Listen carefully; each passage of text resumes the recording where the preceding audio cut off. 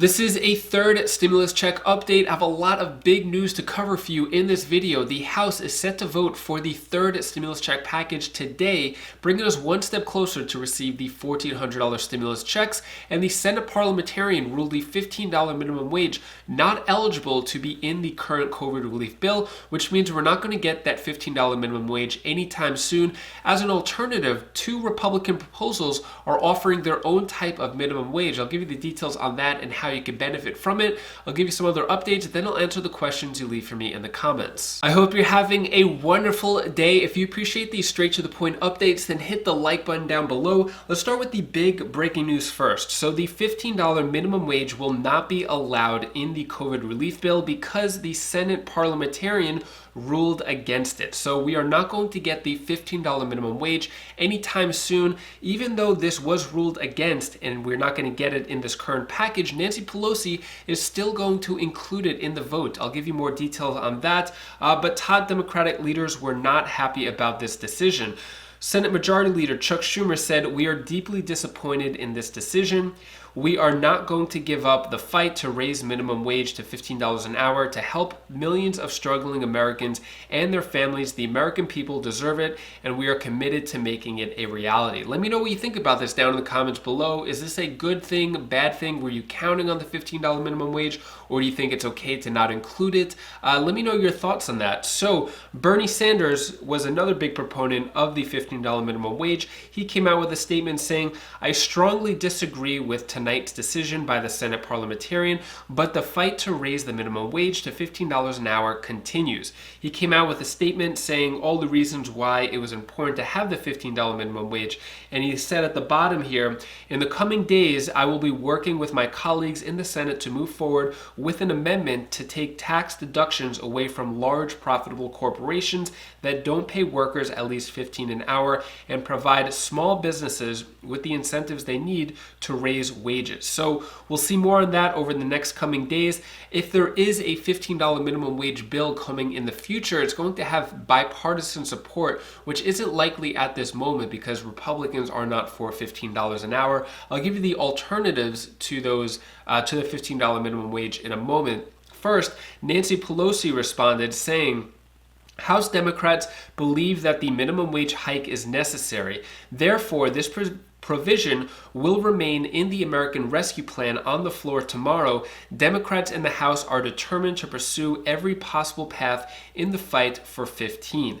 So this is going to make things a little complicated because the Senate parliamentarian said that this $15 minimum wage cannot be in the bill for the Senate vote. Now, today, the House is going to vote on it, and it can be in the bill. But the problem there is that if it does pass in the House, the Senate is going to have to strip it and then have another vote in the House. So it's going to make things a little more complicated. This may cause delays.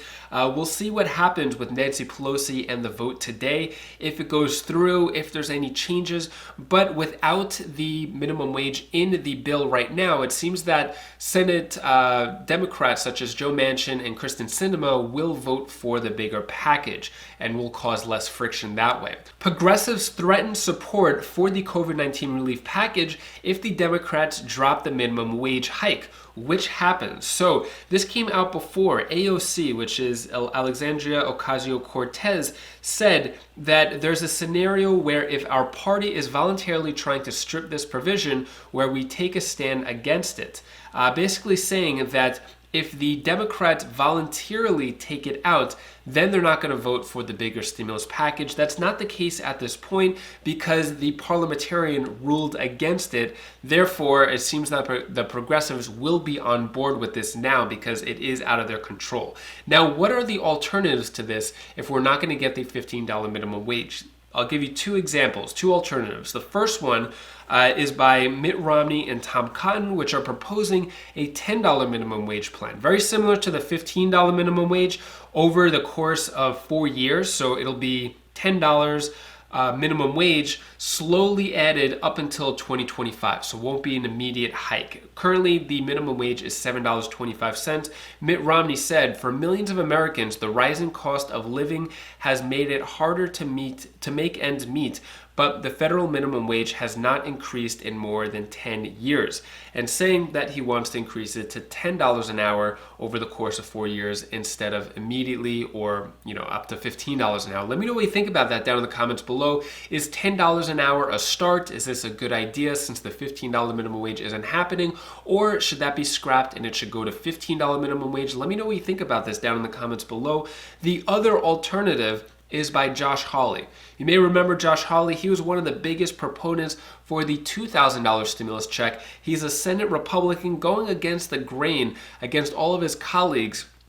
He became very popular during that movement, but then January 6th came along. He got associated with the riots, got some bad press, kind of been underground for a little bit. Now he's coming back with an alternative to the minimum wage hike. Now, he is a potential 2024 candidate for Republican president, or running as a Republican for the presidential election. So it seems interesting that he's coming out with this new plan. So basically, his plan is going to be called the Blue Collar Bonus. It's going to cost roughly around $200 billion. The way it works is like this. So Hawley is proposing a 3-year program that would increase worker wages in 2021, paid by taxpayers rather than employers.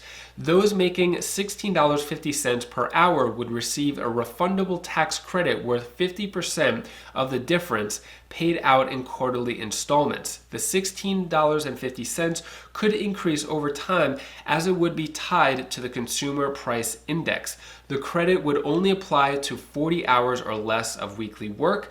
Only American workers with valid Social Security numbers would be eligible, meaning non-US citizens and undocumented immigrants would be excluded. So basically the way this works is if you're making less than $16.50 an hour, you're essentially going to get more money because you're going to pay less taxes. So you're not going to be taxed as heavily. And so that's the way of kind of increasing the minimum wage. Not really, but you're just getting your tax money less. You're paying less taxes, basically. That's how this plan works. We'll find out more details on this and if it gains any traction. Let me know what you think about this plan. Is this a good idea? Is this better than the $10 or the $15 minimum wage hike? Is it better to get all your taxes up front rather than pay heavily later on? Really interesting plan here. I'll give you more details on that in the future. Let's get to the even bigger news. So Steny Hoyer, who is the House Majority Leader, said that the House will vote on the COVID-19 relief bill Friday, which is today, Friday, February 26th, the big day for the $1,400 stimulus check vote, which we've been waiting for so long. I'll give you more details on this, but first, this is what Chuck Schumer and Mitch McConnell said yesterday on the Senate floor. One Republican member said that the American Rescue Plan was to the left of Lenin. Seriously, to the left of Lenin? Money for schools, vaccines, direct checks to struggling American families, checks that nearly every member of the Senate supported just a few months ago. Now it's to the left of Lenin. This kind of reflexive partisan opposition is not going to wash with the American people. It wouldn't wash at any time, but it especially doesn't wash during this time of crisis. In this country, if the people who win elections want to hold on to power, they need to perform well, pass sound policies, and earn the support of the voters again. House Democrats do not get to take their razor-thin majority, which voters just shrunk, and use it to steamroll states and localities to try and prevent themselves from losing even more seats the next time. Protecting democracy cannot be a partisan issue. Let me know what you think about Mitch McConnell's last-ditch effort to try to not let the stimulus package happen. He has no control in the situation, but basically saying it's a bad idea. Let me know your thoughts on that. So, the House will vote on the bill today, Friday. Steny Hoyer, the House Majority Leader, said the House will vote on Friday at the President of the United States American Rescue Plan to end this pandemic and deliver urgently needed relief to America's families and small businesses. The American people strongly support this bill, and we are moving swiftly to see it enacted into law. And another tweet from the House Committee on Rules said the House The Committee on Rules will meet Friday, February 26th at 9:30 a.m. This is Eastern Standard Time via Cisco WebEx on the following measure, the American Rescue Plan. So this is the plan with the third $1,400 stimulus check. This has taken such a long time, but if we look at the reconciliation process, these are all the steps that we had to go through, and we are finally at this stage right here where the House is set to vote, then the Senate, then the President signs off on it. So we're at the last stretch here. Now, the reason why it should happen today, Friday, or over the weekend is because if we look at the schedule again, the House is in blue, and both the House and Senate, if they're in session, it's purple. So Friday, February 26th, they're in session. They said that they'll work over the weekend, so there's a good chance that this vote may be delayed over the weekend. But the House is actually on vacation next week for actually the next 2 weeks. And we know how serious Congress takes their vacations. And they haven't said that they're going to stay until this thing passes or any notice or notification saying that they plan on staying. So most likely the House will have this finished by Sunday the 28th, the latest, because they're going on vacation for another 2 weeks, and therefore leaving it off to the Senate to vote on this week between March 1st and the 5th. And hopefully they could get it all done. Now, if there is an issue with the Senate and they change something, they add some amendments in the bill, then it's going to have to go back to the House. The House is going to have to be called back in session and vote on it again, then back to the Senate. Then it finally goes to the President. So the deadline here now is Sunday, March 14th for the President to sign off on it. So we're looking at like less than 2 weeks. And by this timeline, we should receive the first round of stimulus checks this week, the 15th to the 19th, assuming everything goes according to plan, or at least the 22nd, and we should start seeing money roll in that way. Let me know down in the comments below, is this going to happen, or because it's Congress, things are going to be delayed? Hopefully with the delays, if it does happen, it's days, not weeks, but let me know your thoughts on that down in the comments below. And the big question is, after the upcoming third stimulus check, will you get a fourth? Most likely not. I don't want to bring your hopes up. I want to keep it real with you. This stimulus package with the third stimulus check is happening mainly because of reconciliation. Republicans have showed no support for stimulus checks whatsoever. So after this, if the Democrats wanted to do another reconciliation, they would have to wait until October 1st.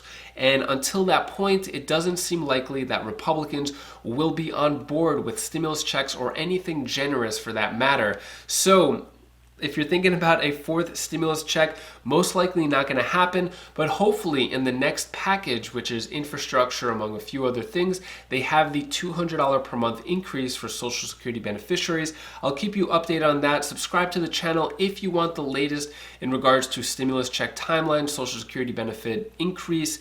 I'll keep you updated on all of that. Next, I'm going to answer the questions you leave for me in the comments. Julia May Smalls asks, is the IRS going to take the stimulus check for back taxes?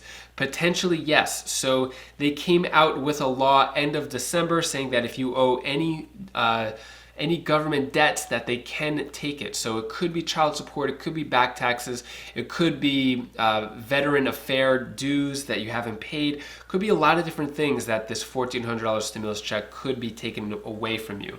All right, next is Heather O'Flanagan. Do you have to file your taxes for 2020 before you get the third stimulus? No, you do not. If you could wait to file your taxes. If you've never filed your taxes, that's fine too. You'll receive the third stimulus check regardless of whether you file or don't file. Roland Miller asks, will the stimulus be taken for child support even if they're adults? So if the children are adults, 18 and over, I'm assuming that there isn't child support. But to answer your question, in terms of being taken away in child support, potentially yes, they may take away the stimulus checks for child support because of a new law that came about. Amber Pearson asks, has there ever been a bill proposed by either party that hasn't had a lot of pork? I'm sick of both sides. I'm sick of both sides as well. That's why I'm an independent. Unfortunately, this bill, even though it has the $1,400 stimulus checks, has a lot of other great things that could help out people. it has a ton of pork in it. It's really unfortunate, but hopefully the good outweighs the bad. Next question comes from Jessica Robles. Asks, I did not get my son's stimulus check. Were they put in this one, or do I have to reapply again? Please let me know. Thank you. So if you didn't get your son's stimulus check claimed as a dependent, you're going to have to file for the rebate recovery credit. Hopefully with the third stimulus check, you get that check and don't have to have any delays. I hope no one has any delays, and I really hope they can take care of SSI, SSDI, veterans first. And everyone is fairly compensated during this time around. Anyways, that is all the stimulus news I have for you today. To cheer you up and hopefully put a smile on your face, here is my daughter Bella's tip of the day. Hi guys, this is Bella. This is the tip of the day. I want to tell you the one thing you should do for when you're feeling down and you want to follow your wishes. Then do whatever you want. It's a free country here. You can do whatever you want. So bye guys. Have a good night or a good day. And if you want to keep the positive vibes going, keep that smile on your face, continue to smile throughout the day, click this video over here. It goes over 5 different ways of how to be happy, how to remain happy, how to be happy in certain sad situations. It's all about being happy. In this video over here, it's on my Wise Vibes channel. Click that video right now and I'll see you in the next video. Take care, be safe. Thank you for watching.